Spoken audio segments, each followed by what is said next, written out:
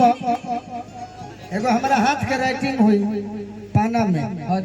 अनुज भैया हमारे बड़ भाई होने गीत ई तो मोहकल गीत है सब बाकी पुरान ना हो सके बाकी हलय पर सुनावल जाई पहले उद्घाटन कर दिया कि होई जाला जिंदगी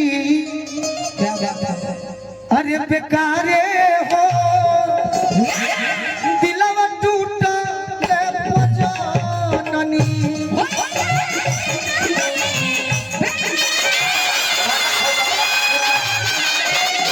अरे होई जाला जिंदगी बेकारे हो दिलवा टूटल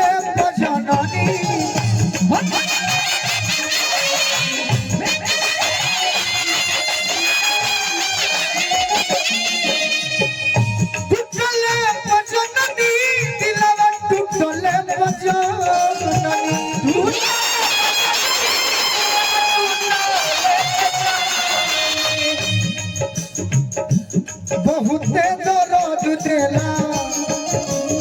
बहुत दर्द देला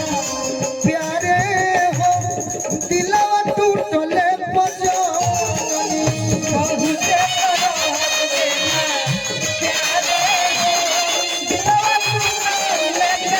अरे बहुत दर्द देला प्यारे हो दिलवा टूटले बजनी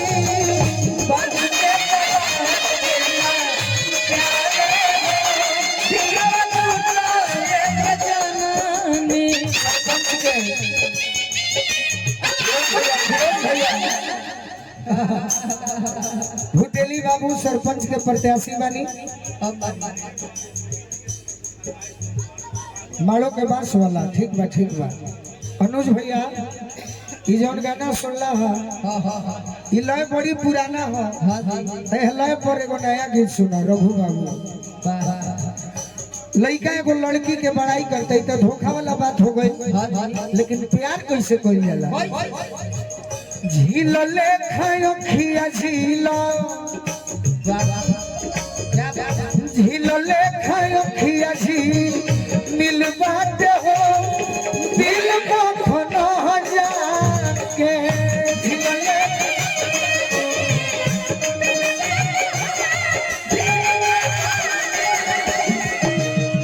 अरे जन मारे ओठ पर के ये तो सलाई के काठी से बनावल ओरिजिनल ला है जान गई नहीं है जन मारे ओठ पर के तिल बात हो तिल न जाके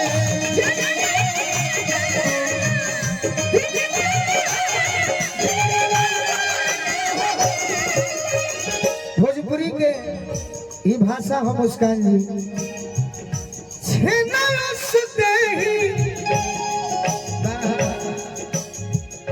मन पर चाटली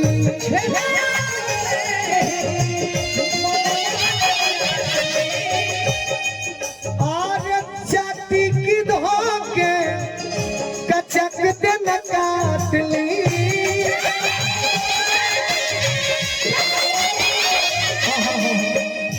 कोली जवान भइली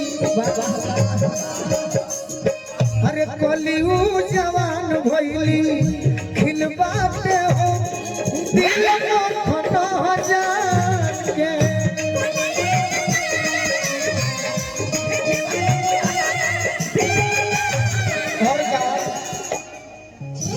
हंस के बोलली बिजली नुकीरे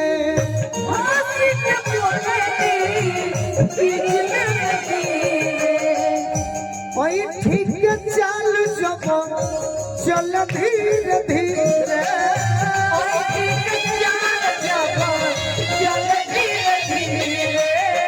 अरे ठीक चाल जब चल धीरे धीरे कौन खिसे करे देली कौन खिसे करे देली छिलबाते हो दिल न जाके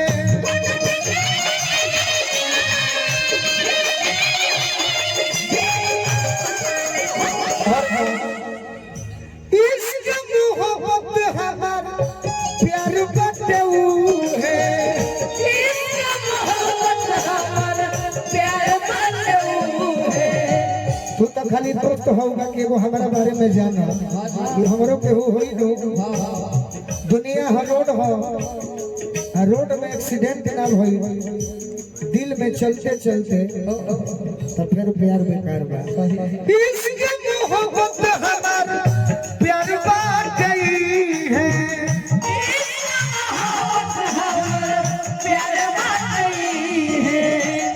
वही लड़की खाती बोलू मोरी है अजी है।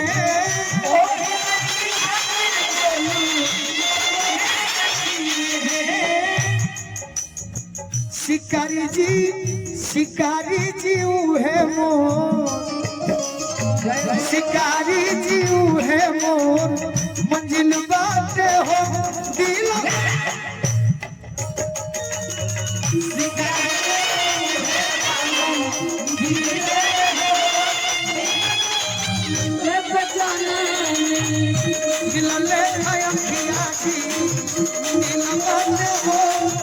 दिल मखन जान के